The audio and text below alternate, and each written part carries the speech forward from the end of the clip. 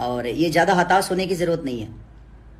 ये जिस तरह कुछ दिन पहले प्रॉब्लम हुई थी, थोड़ी प्रॉब्लम और होगी, क्या फर्क पड़ता है।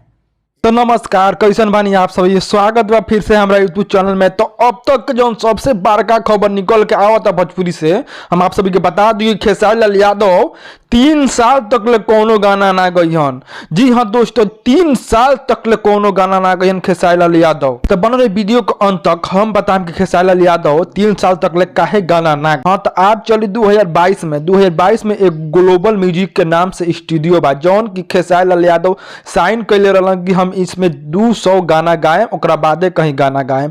वही ग्लोबल म्यूजिक के जौन मालिक बारन केस कर दिले बारन और सुप्रीम कोर्ट तक ले केस चल गइल बा।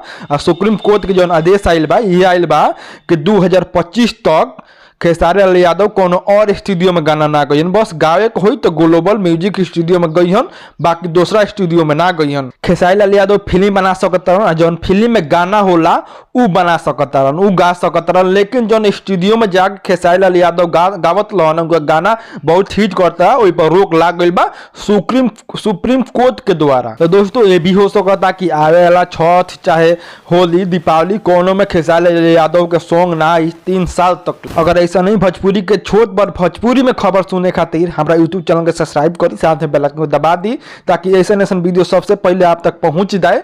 जय हिंद, जय भारत।